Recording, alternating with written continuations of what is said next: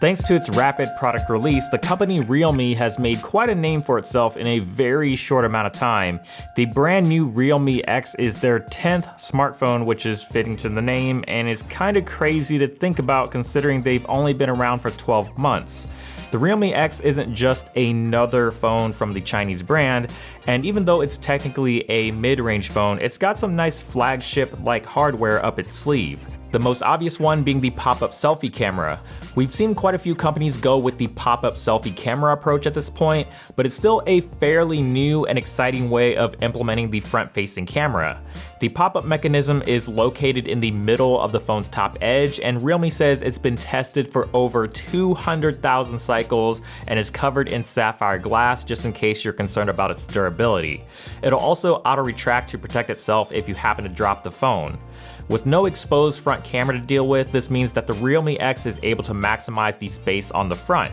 It's got a really large display that's protected with Gorilla Glass 5 and an impressive 91.2% screen to body ratio.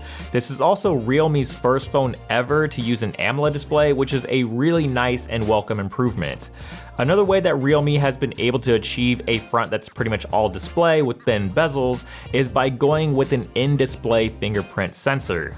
Now, most in-display fingerprint sensors aren't great, but they've been getting better, and this one seems to be pretty good.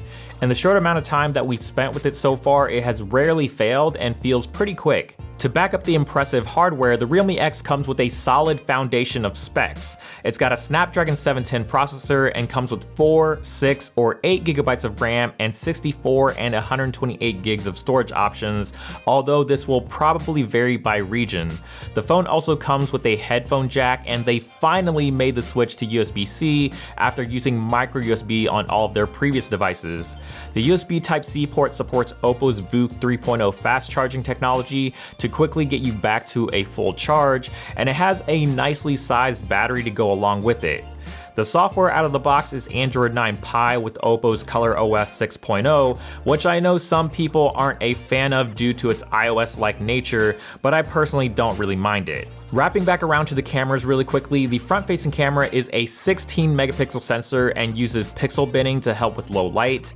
The rear camera is the 48 megapixel Sony sensor, which is the same sensor that's in the OnePlus 7 Pro and the Oppo Reno, so we're expecting the Realme X to produce some good quality images, although we'll have to wait and see till we use the device further to really find out. The Realme X's camera will also be equipped with AI scene recognition for up to 16 different scenes and objects, and video recording has been upgraded to support 960 FPS slow motion video at 720p and 120 FPS at 1080p. So that pretty much does it for our hands-on of the Realme X. Let us know your thoughts down in the comments below, and check out the written article as well if you want to know more about the Realme X. Also, stay tuned for our full review on the Realme X in the coming weeks. Thanks for watching, and I'll talk to you guys in the next video.